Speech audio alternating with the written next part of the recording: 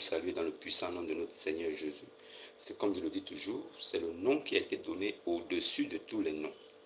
Alors, je fais cette courte vidéo, ce court direct, pour vous parler en quelques lignes en ce qui concerne la prêche, en ce qui concerne l'évangélisation de la femme, en ce qui concerne le ministère prophétique concernant la femme, ou les dons prophétiques concernant la femme. Alors, il y a une grande nuance entre les deux. Vous devez comprendre le dessein de Dieu. Vous devez vous rapprocher pour essayer de comprendre la pensée de Dieu. Et la pensée de Dieu se trouve dans les Saintes Écritures. Alors, tout a été dit, tout a été fait. Jésus-Christ lui-même étant la pierre angulaire de toutes ces choses, nous ne pouvons pas être troublés et nous ne devons pas croire que c'est nous qui avons la bonne compréhension des Écritures ou bien ajouter ou retrancher selon notre guise pour plaire ou bien pour faire selon ce que l'on veut. Si nous voulons attenter certaines choses, si nous voulons entreprendre certaines choses, nous devons être capables nous-mêmes de voir nos exemples dans les Saintes Écritures, de voir qui a fait comme nous, ou bien nous voulons faire comme celui qui a fait. Alors, soyez mes imitateurs, il est écrit. Cela signifie que toute personne qui veut suivre Jésus doit être capable de l'imiter et de faire comme lui. Lui étant le maître que nous suivons. Alors, nous devons nous appliquer à être imitateurs de Jésus-Christ, notre Seigneur. Alors, est-ce que la nature elle-même ne nous enseigne pas? Est-ce que, à travers la nature, nous ne voyons pas le plan merveilleux de Dieu établi? Pourquoi aujourd'hui, nous vivons dans une époque où des hommes font des choses comme ils le sentent et comme ils le veulent, remplis d'émotions? Est-ce que vous pensez que les choses spirituelles doivent être émotives? Est-ce que vous croyez que l'émotion doit conduire un homme? Non. Ne faites rien sous le coup de l'émotion. Cela vous conduira forcément à votre perte. Parce que l'émotion n'est qu'illusoire. C'est un sentiment, un ressenti qui passe. Mais la parole n'est pas illusoire. Et la parole n'est pas aussi un ressenti qui va passer. La parole est quelque chose de palpable que nous pouvons lire et que nous devons appliquer dans nos vies. Vous ne pouvez pas vous dire, porter le nom de Dieu, vous réclamez d'être enfant de Dieu et faire les choses contrairement à ce qui a été dit. Alors, toute personne qui pense dans sa tête que la femme a le droit d'avoir un ministère prophétique, vous êtes dans l'erreur. Et si vous ne vous repentez pas, vous irez tout droit en enfer. Ça, je vous le dis tranquillement. Et j'espère que vous avez assez. Ça veut dire que vos oreilles sont assez câblées pour comprendre ce que je dis. Je vous le dis, pas parce que je ne veux pas, mais parce que les Écritures l'interdisent. Parce que Dieu lui-même a interdit ces choses. Depuis l'Ancien Testament, quand nous commençons à partir du jardin d'Éden, vous allez remarquer une chose. Dieu lui-même, il a créé l'homme et la femme simultanément. Mais il a formé d'abord l'homme. Alors, il a disposé l'homme dans le jardin. Vous pensez dans vos têtes que Dieu, il ne savait pas que Ève devait venir à l'existence? Vous croyez que Dieu, dans sa bonté infinie, dans sa toute-puissance et dans son infini, vous pensez qu'il ne savait pas que Ève devait venir à l'existence? Il le savait, mais il a d'abord disposé Adam. Alors c'est Adam qui a fait tout le boulot. Adam ayant tout accompli, il trouva que Adam maintenant était seul, il fallait une aide semblable. Alors, il fit tomber un profond sommeil sur Adam. Il tira Ève de la côte. Il faut donc comprendre ce que signifie tirer de la côte. Ça aussi, il faut comprendre. Alors, il tire Ève de la côte d'Adam. Alors, il amène Ève à l'existence. Elle devient donc la femme, la compagne de Adam. Quel était le rôle de Ève dans le jardin? Est-ce que Ève est venue pour corriger les noms que Adam avait déjà donnés aux animaux, ou bien pour changer les choses? Elle est venue juste pour accompagner Adam dans sa démarche. Alors, dans cet accompagnement, elle s'est trouvée faible et elle a péché. Elle a fait rentrer le péché dans le monde. Parce que Dieu a voulu que les choses se passent ainsi. Parce que la femme doit être une compagne pour l'homme. Pas une meneuse d'hommes, mais une compagne. Elle doit être une aide. Elle doit être avec l'homme. Elle ne doit pas être devant l'homme, mais elle doit être derrière l'homme. Alors, sur ce petit fondement, depuis la création d'Adam et Ève, vous comprenez que Dieu avait déjà placé l'homme au devant de la femme. Alors, par la suite, qu'est-ce qui se passe?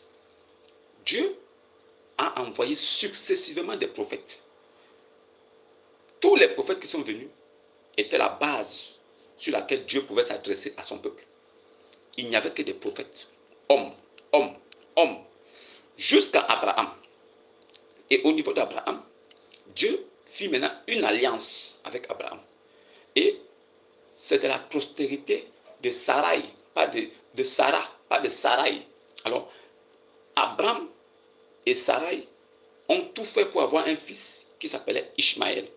Mais Dieu ayant changé leur nature et leur nom, changea aussi la sémence qui était en eux.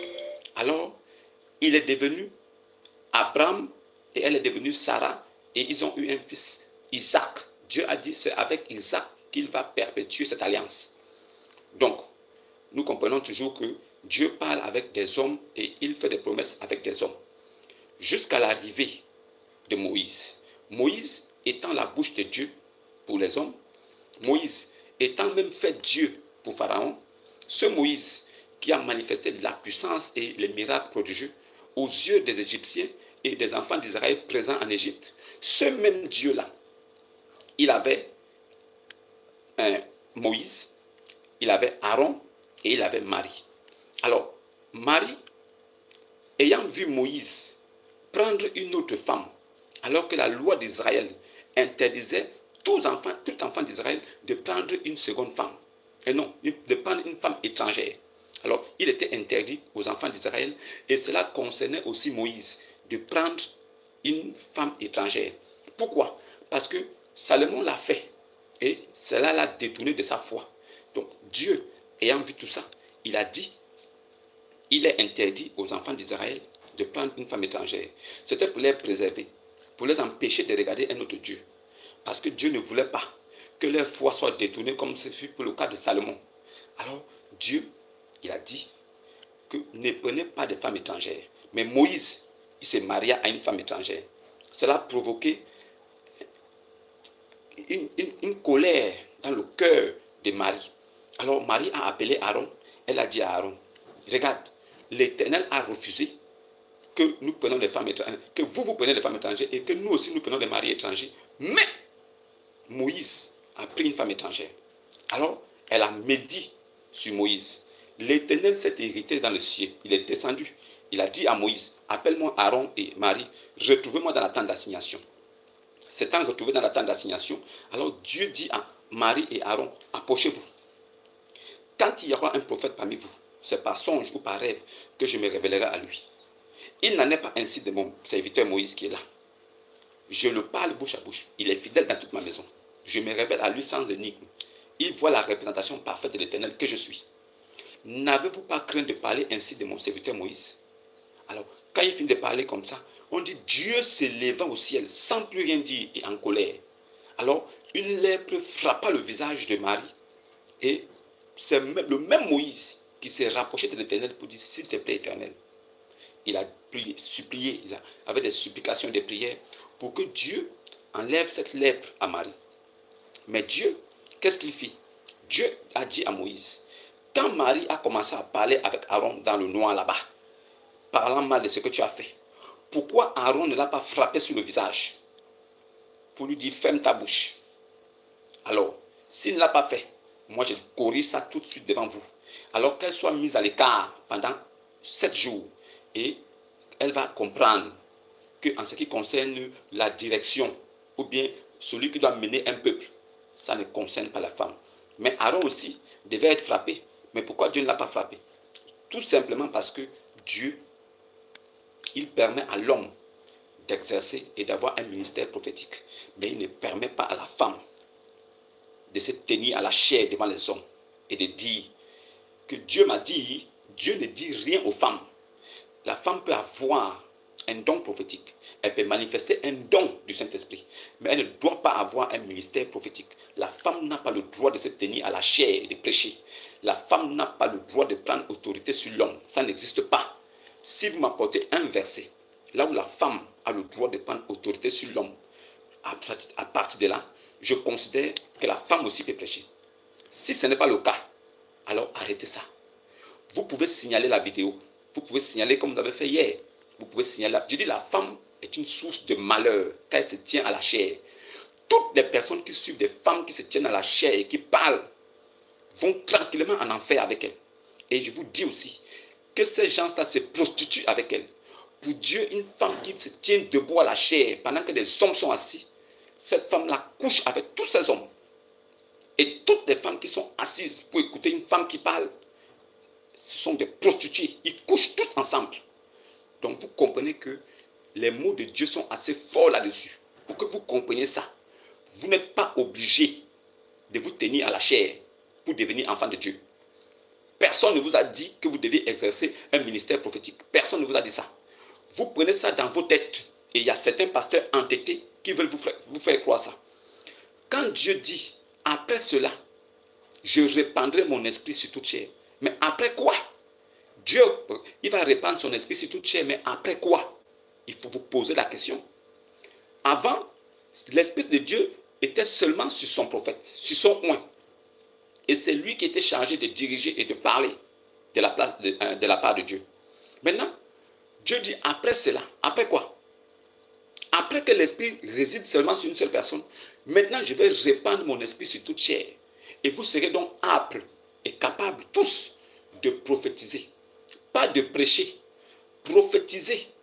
Ça ne veut pas dire qu'aller monter à la chair pour commencer à diriger le peuple de Dieu. Mon frère Jésus t'aime. Non, ça ne veut pas dire ça.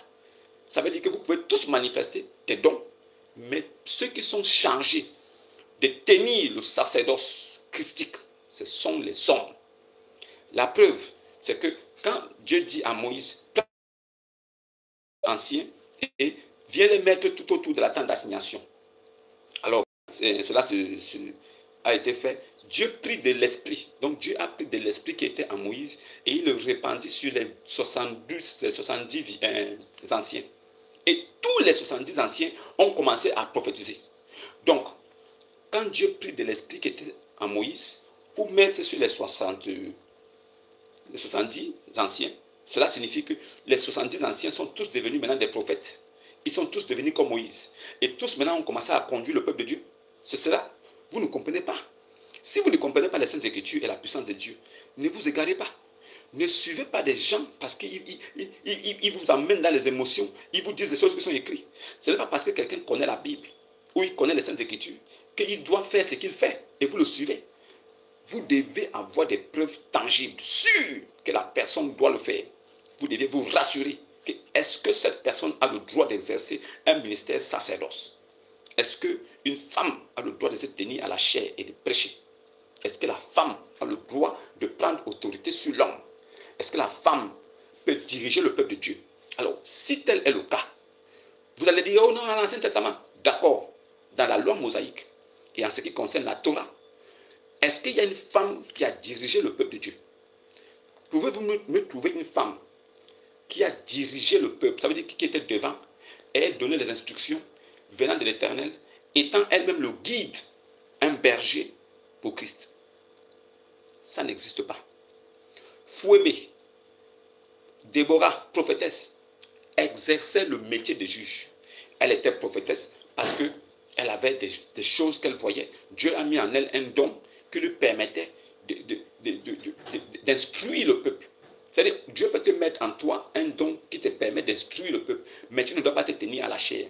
Tu dois être dans un ministère prophétique et tu dois aider celui qui est à la charge de ce ministère, qui est l'homme. C'est pourquoi même dans la tribu de Lévi, il n'y avait que des hommes qui devaient être des sacrificateurs. Dieu n'a jamais utilisé une femme comme sacrificatrice. Ça n'existe pas. Il n'y a aucune femme sacrificatrice.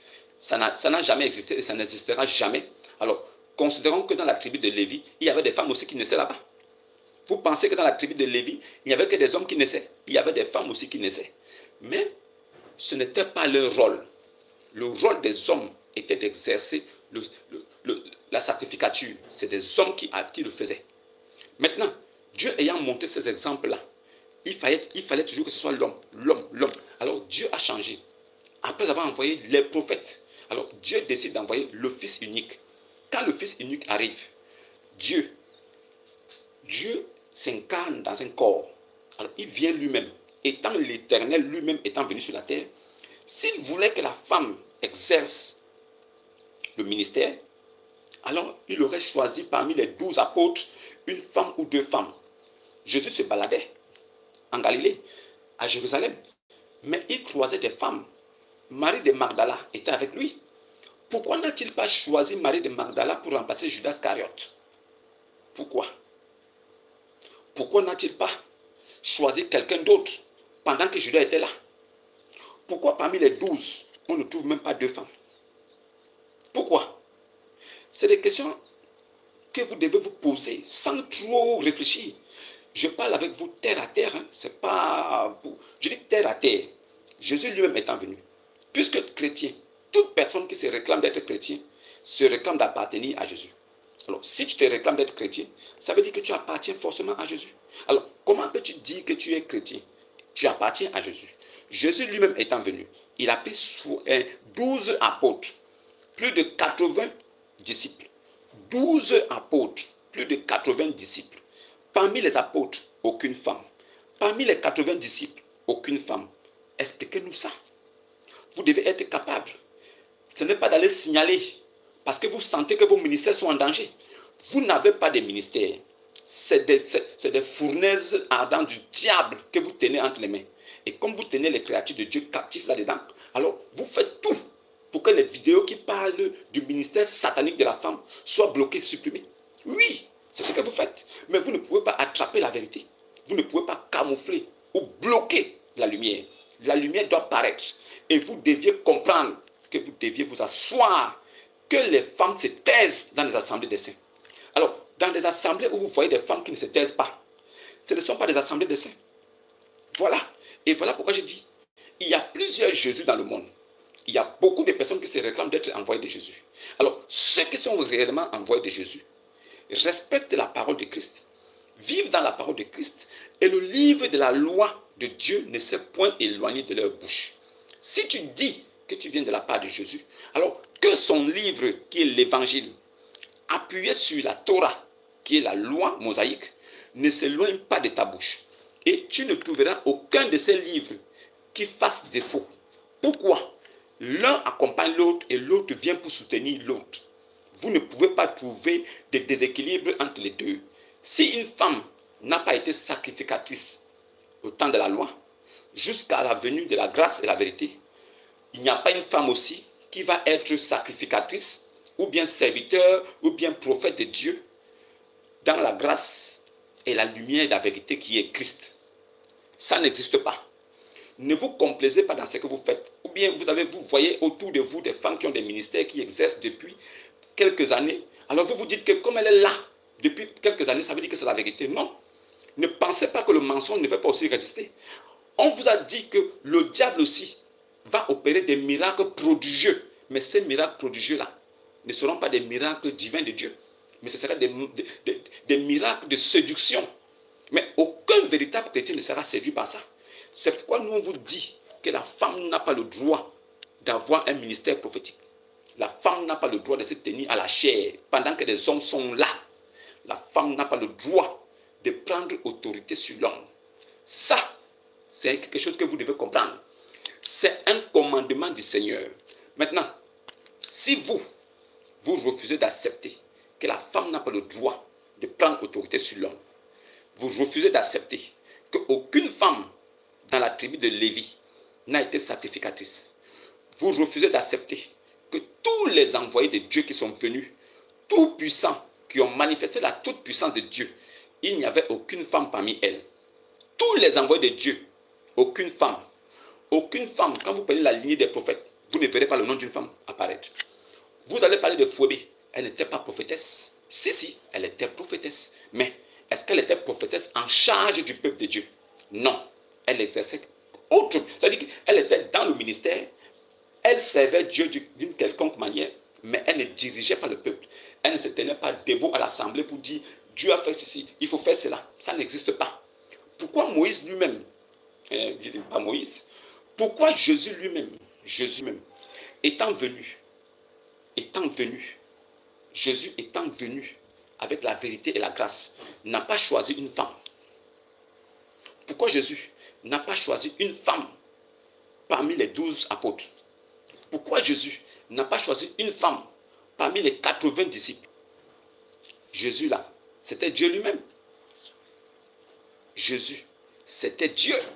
Si Jésus était Dieu lui-même et qu'il est venu, pourquoi ne devez-vous pas comprendre que si lui-même il est venu, il devait donc prendre des femmes pour montrer aux hommes qui sont là que, oui, voyez, moi je suis venu.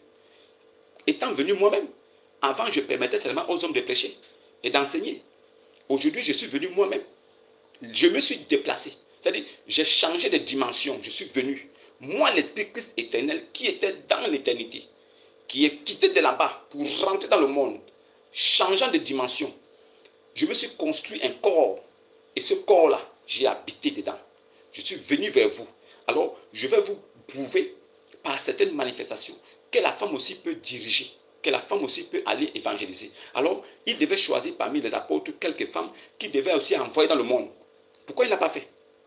Vous ne comprenez pas quoi? Qu'est-ce qui vous échappe? Et parmi les apôtres aussi, et les disciples qui étaient là, plus de 80, pourquoi n'a-t-il pas choisi même 5 femmes parmi les 80 disciples? Et les apôtres, vous les connaissez bien. Pourquoi il n'a pas choisi une seule femme parmi? Vous ne comprenez pas quoi? Est-ce que la nature elle-même ne vous enseigne pas? Est-ce que la nature ne vous montre pas la vérité? Est-ce que par la nature, vous ne voyez pas vraiment le plan de Dieu? Comment une femme peut se tenir à la chair pendant que des hommes sont là? C'est pourquoi l'homme quittera son père et sa mère et s'attachera à sa femme. Les deux deviendront une même chair. Mais avant l'attachement, c'est l'homme qui paye la dot.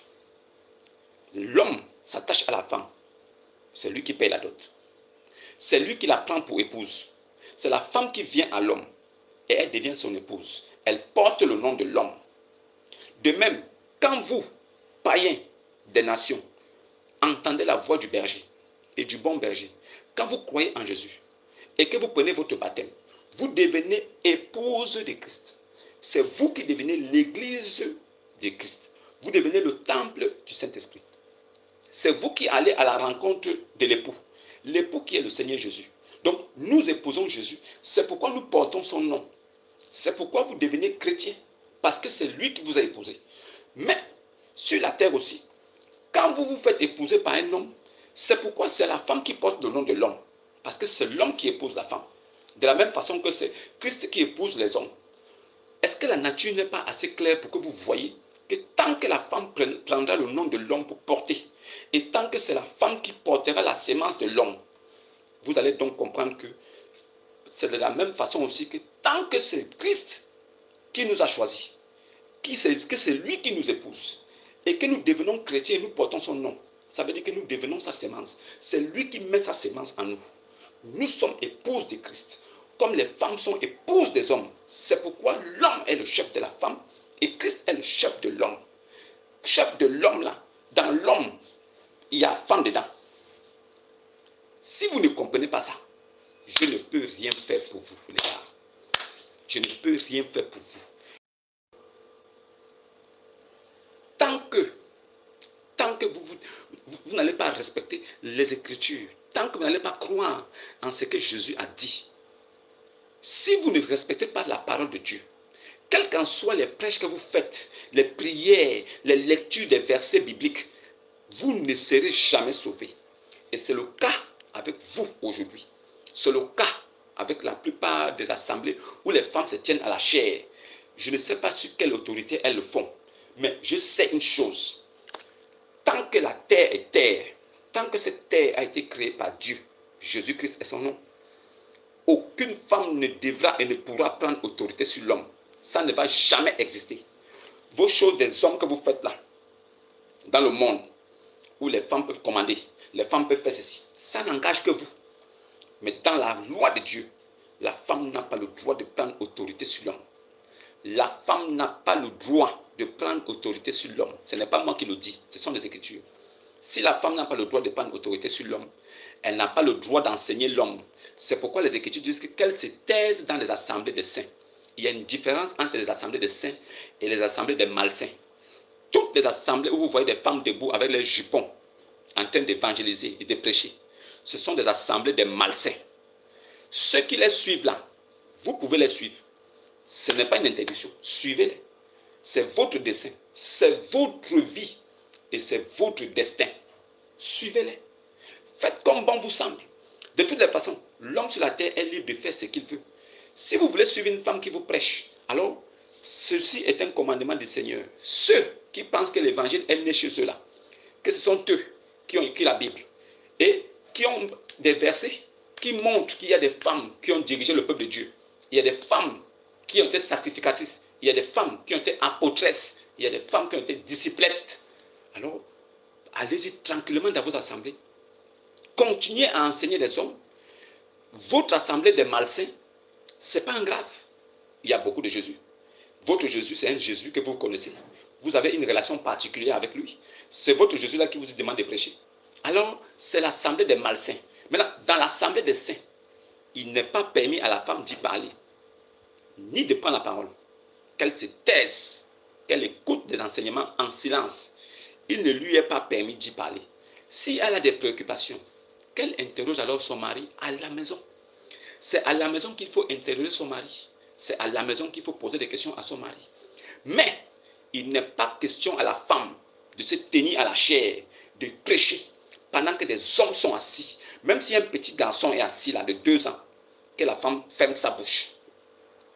En ce qui concerne les choses spirituelles, Dieu a donné des fondements et des lois. Cela ne peut être transgressé. Toutes les personnes qui transgressent ces lois, ce sont tranquillement des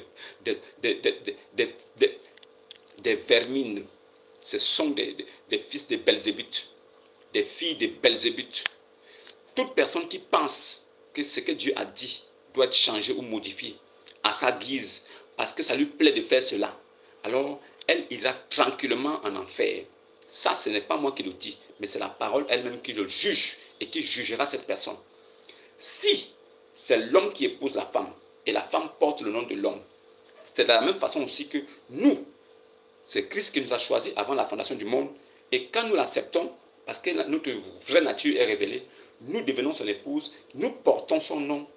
De la même façon que la nature nous enseigne que c'est la femme qui porte le nom de l'homme, c'est de la même façon que nous qui acceptons Christ, nous portons le nom de Christ.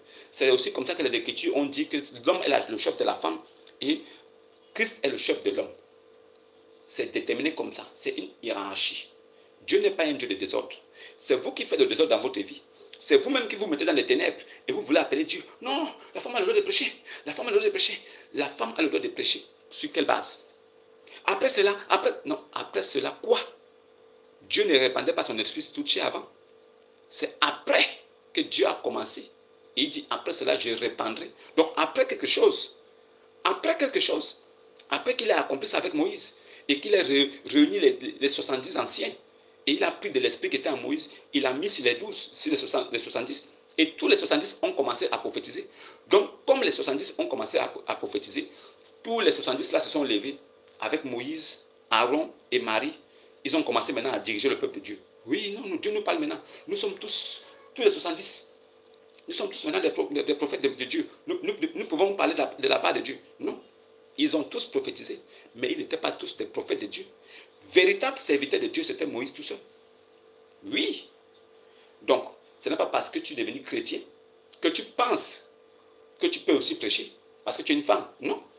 Si toi, femme, tu deviens chrétien, c'est une bonne chose. Tu es une fille de Dieu, alors tu seras sauvé. Mais ça ne veut pas dire que tu dois te tenir maintenant à la chair pour venir contredire la parole de Dieu. Ce n'est pas ça. Ne faites pas l'amalgame, ne confondez rien. Ne confondez rien. Voilà. Donc, vous n'êtes pas obligé de vous lever et d'aller vous mettre debout pour dire que non, Dieu m'a dit non. Vous n'êtes pas obligé. Acceptez seulement Christ. Devenez fille de Dieu. C'est suffisant. Vous n'avez pas le droit de prêcher. Vous n'avez pas le droit de vous tenir à la chair pendant que les hommes sont là. Vous ne pouvez pas faire ça. Vous n'avez pas la permission. Dieu lui-même ne vous donne pas cette permission. Donc vous ne devez pas le faire. Alors pourquoi vous vous levez pour dire que vous pouvez prêcher? Vous vous appuyez sur quel fondement? Apportez-nous les fondements assez clairs qui montrent que la femme a le droit de prêcher, que la femme a le droit de prendre l'autorité sur l'homme. Mais Dieu ne s'est pas arrêté là, il vous a mis en garde. Si vous ne comprenez pas les Saintes Écritures, c'est votre affaire. Mais ne blasphémez pas. Parce que toute femme qui se lève dans une assemblée pour dire qu'elle prêche, elle blasphème. Et le blasphème contre le Saint-Esprit, vous-même vous connaissez. Je n'ai pas besoin d'énumérer ça ici. Tout blasphème contre le Saint-Esprit est connu de Dieu et connu des hommes aussi. Vous connaissez la sentence. Vous-même, vous êtes déjà sûr de recevoir cette récompense. Pourquoi? Dieu dit, il ne permet pas à la femme de prêcher. Il a donné ses raisons. De un, c'est l'homme qui fut formé le premier. Dieu dit, c'est l'homme qui fut formé le premier. Voilà la première raison. L'homme étant formé le premier, la femme étant tirée de l'homme, elle ne peut pas prendre le dessus sur lui. C'est ce que Dieu dit. Ça, c'est de un. De deux, il n'a pas aussi oublié que c'est par la femme que le péché est rentré dans le monde. Ça fait deux. Il dit qu'elle sera néanmoins sauvée en devenant mère et en marchant dans la droiture de l'Éternel. Donc la femme sera quand même sauvée. Ça veut dire que en se mariant, en devenant épouse d'un homme et en restant dans la droiture de la parole de Dieu, elle sera sauvée comme ça. Si elle ne reste pas dans la droiture de la parole de Dieu, elle ne sera pas sauvée, même si elle devient mère. Le sauvetage de la femme est hypothéqué. C'est un sauvetage comme ça, boiteux. Pourquoi? Parce que Dieu n'a pas oublié que c'est par la femme, que le péché est rentré. Dieu n'a pas oublié que c'est par là que l'homme fut formé le premier. Il n'a pas oublié. Si c'était vraiment le cas, alors Jésus étant venu, il aurait choisi parmi ses apôtres une femme. Pourquoi? Entre l'Ancien Testament qui est la loi mosaïque et le Nouveau Testament qui est la vérité et la grâce, pourquoi Jésus qui vient étant en tant que fils unique de Dieu, pourquoi il ne choisit pas une femme parmi ses disciples? Pourquoi il ne choisit pas une femme parmi ses apôtres? Mais il avait des apôtres. Il avait 12 apôtres connus. Mais pourquoi il ne prend pas une femme parmi les 12? Il prend seulement 12 hommes qu'il envoie qu'il envoie partout dans le monde. Aller partout le monde. Mais il n'a pas envoyé une femme quelque part. Il n'a jamais envoyé une femme quelque part. Il dit allez partout le monde et faites de toutes les nations des disciples, les baptisant au nom de Jésus. Celui qui croira, baptisez-le pour qu'il obtienne un salut éternel. Dieu n'est pas un Dieu de désordre. Si vous êtes dans votre communauté où vous voulez prêcher, où vous voulez être des femmes qui prêchent, ça n'engage que vous. Personne ne viendra là-bas pour vous dire arrêtez de prêcher. Mais nous dirons toujours la vérité ici, pour que les enfants de Dieu qui sont dans vos assemblées-là sortent. Le but, c'est de faire sortir ceux qui sont enfants de Dieu. Ce n'est pas de libérer tout le monde. Nous ne sommes pas des divins pour libérer tout le monde. Dieu lui-même, il a déjà établi certaines choses. Il y a des gens qui doivent aller en enfer. Même si vous leur dites la vérité, face à face, même si vous leur racontez la vérité de Dieu, même si vous leur montrez comment c'est écrit ici, il lit bien, mais il ne croira pas. Il sera un incrédule, il sera un mécréant.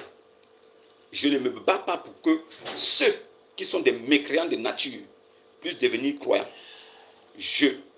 J'annonce juste la parole de Dieu pour que les enfants de Dieu qui sont dans les ténèbres puissent sortir de là. Donc, la vérité c'est quoi? C'est qu'il faut que l'homme sache que la femme n'a pas le droit de prêcher. La femme n'aura jamais le droit de prêcher. Dieu n'a jamais permis à la femme de prêcher. Aucun apôtre était une femme. Le mot apôtresse fabriqué par les gens aujourd'hui là, ça n'existe pas dans la Bible. Apôtresse, ça n'existe pas dans la Bible. Donc, d'où tirez-vous ces mots-là? Vous vous réclamez d'un livre. Vous dites que c'est Jésus qui vous a envoyé. Vous dites que c'est Jésus qui est votre Seigneur. Mais pourquoi vous dites des choses qu'on ne trouve pas dans son livre? Prenez ce qui est dans son livre. Faites-vous donc appeler des apôtres aussi. Toutes les femmes qui veulent devenir dirigeants du peuple de Dieu doivent se faire appeler apôtres. Les hommes se font appeler apôtres. Les femmes aussi doivent se faire appeler apôtres. Puisqu'elles se réclament aussi de pouvoir exercer le même ministère. Donc les femmes sont des apôtres, pas des apôtresses. Parce que apôtresse n'existe pas dans la Bible. Alors, depuis l'Ancien Testament jusqu'à Jésus, quelles sont les femmes qui ont été prophètes et qui ont dirigé le peuple de Dieu? Zéro. Jésus lui-même étant venu, il a choisi des apôtres, 12 hommes, aucune femme. Pourquoi? Pourquoi après des apôtres, il avait 80 disciples, parmi les disciples, aucune femme. Pourquoi? Et pourquoi il dit que nous sommes l'épouse, nous sommes son épouse? Pourquoi c'est la femme qui porte le nom de l'homme et non le contraire? Pourquoi c'est nous qui portons le nom de Christ et non le contraire? Si Christ est le chef de l'homme, l'homme le chef de la femme, cela signifie que la femme doit être soumise à son mari. Et nous, les hommes, en incluant les femmes aussi, devons être soumis à Dieu, à Christ. Donc la soumission est comme ça. La femme est soumise à l'homme et les hommes sont soumis à Christ. Donc vous ne pouvez pas changer ou inverser cela. Donc aucune femme n'a le droit de se tenir debout à la chair et de dire qu'elle prêche. Aucune femme ne doit prêcher. C'est une interdiction formelle de la part de Dieu. Aucune femme n'a le droit de prêcher. Aucune femme n'a le droit de prêcher. Aucune femme n'a le droit de prendre autorité sur l'homme. Ça n'existe pas. Si la femme pense qu'elle peut prendre autorité sur l'homme, alors elle doit épouser un homme et celui-ci porte son nom. Le jour où les femmes vont épouser des hommes et les hommes vont porter le nom des femmes, je crois que ce jour-là, la femme aura le droit de prêcher. Pas par rapport aux Écritures, pas par rapport aux Saintes Écritures, par rapport au monde dans lequel nous serons déjà. Si les Écritures interdisent la femme de prêcher et que les Écritures disent que c'est la femme qui quitte son père, sa mère, pour retrouver son mari, et que c'est le mari qui donne la dot, c'est le mari qui achète sa femme, qui ramène chez lui. La femme porte le nom de l'homme parce que la femme devient sa propriété.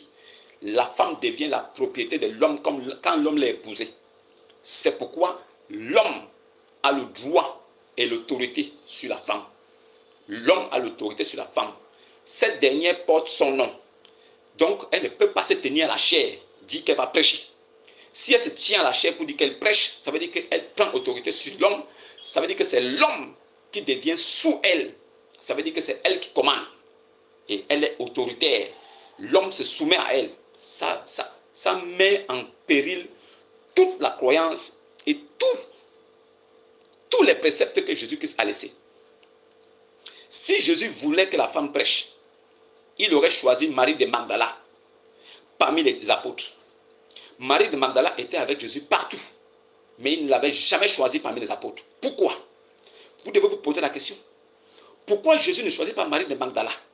Jésus avait peur de quelqu'un? Il avait peur de qui? Mais pourquoi aujourd'hui, nous voyons des femmes qui sont des apôtresses? Oh non, prophétesse. Et elle est debout à la chair, elle dit elle prêche. Elle prêche quoi? Vous ne lui posez pas la question. Donnez-nous le verset qui permet à la femme de prendre autorité sur l'homme. C'est seulement le verset là que nous vous demandons. Nous vous demandons seulement le verset où la femme a le droit de prendre autorité sur l'homme. C'est tout. Si vous nous présentez ce verset-là, je m'étais, je ne parlerai plus. Si vous m'apportez le verset où la femme a le droit de prendre autorité sur l'homme, je viens ici, je vais me repentir devant vous. Je vais demander pardon à toute la communauté. Et je vais reconnaître que oui, le ministère prophétique de la femme doit être rétabli. Mais tant que la femme ne doit pas prendre autorité sur l'homme, tant que la femme portera toujours le nom de l'homme après le mariage, tant que la femme sera toujours la deuxième à être tirée de l'homme, tant que l'homme sera toujours celui qui a été créé et formé avant la femme, tant que la femme sera toujours celle par qui le péché est rentré dans le monde, la femme ne prendra jamais autorité sur l'homme. Ça n'existe pas. Mais je vous permets dans vos communautés, dans vos assemblées, dans l'église des malsains, continuez à faire ça si vous voulez. C'est votre droit. Continuez à le faire, hein? Allez-y. Vous avez le droit de le faire dans vos assemblées des malsains. Mais dans l'assemblée des saints, ça ne peut jamais exister. Voilà, je tenais à vous dire ça. Quel qu'en soit ce que vous pensez dans votre tête là, ce n'est pas la vérité de Dieu. Quels qu'en soient les magouilles, les combines que vous pouvez faire pour bloquer telle vidéo ou non pour bloquer telle chose, vous faites ça parce que vous savez que vos ministères sont en péril. Pourquoi? Vous n'avez aucun fondement sur les choses que vous faites. Si vos choses que vous faites là avaient des fondements, vous ne pourrez pas faire ça. C'est parce qu'il n'y a aucun fondement dans ce que vous faites que vous usez de malice. Ou non, la vidéo elle est comme ça, il faut bloquer, vous signalez. Vous allez signaler 1000 ans. Mais la femme n'a pas le droit de prendre autorité sur l'homme. Je veux seulement un seul verset. Un seul verset, là où la femme a le droit de prendre autorité sur l'homme. Si vous m'apportez ce verset-là, je viens me repentir devant vous et je vous demande pardon. Je veux ce verset. Vous, toutes les femmes là, qui sont sur YouTube là, qui ont des ministères, qui pensent qu'elles ont le droit d'exercer, alors montrez-nous les versets, apportez-nous tranquillement les versets, pour que nous sachions que vous êtes dans la vérité. Mais tant que c'est la Bible que vous allez utiliser pour dire que c'est Dieu qui vous a envoyé, ou c'est Jésus qui t'a envoyé là, tant que vous prendrez la Bible pour dire que c'est Jésus qui vous a envoyé, nous serons là pour vous recadrer et pour vous dire que Jésus ne vous connaît même pas. Il ne vous a jamais envoyé. Jésus ne vous a jamais envoyé. Si vraiment tu étais fille de Dieu, fille de Christ, tu n'aurais jamais prétendu que tu as le droit de prendre autorité sur l'homme. Tu n'aurais jamais fait ça. Aucune digne fille de Dieu, de Christ, ne peut se permettre de se tenir debout et de dire, moi je peux prendre l'autorité sur l'homme. Ça n'existe pas. Si vous voyez ça, ce sont des assemblées des malsains. Ça n'a rien à voir avec Jésus-Christ. Il faille que cette vérité-là rentre dans vos têtes. Et ceux qui devaient être sauvés, qui doivent être sauvés, sortiront de là, tranquillement, sans bruit. Et vraiment, Jésus-Christ sera fier. Parce que le but de ces enseignements, c'est pour enseigner, c'est pour permettre à ceux qui ont été trompés pendant longtemps, des personnes à qui on a sémé le malheur, on a sémé la mort dans l'esprit, nous venons déraciner la mort, arracher, pour en fait s'aimer la vie. La femme n'a pas le droit de pécher. Oubliez tout ce qu'on vous a raconté partout là. La femme n'a pas le droit de prendre autorité sur l'homme. Si la femme a le droit de prendre autorité sur l'homme, elle a le droit de pécher. Si ce n'est pas le cas, qu'elle se taise. Il ne leur a pas permis d'y parler. À bon entendeur, salut.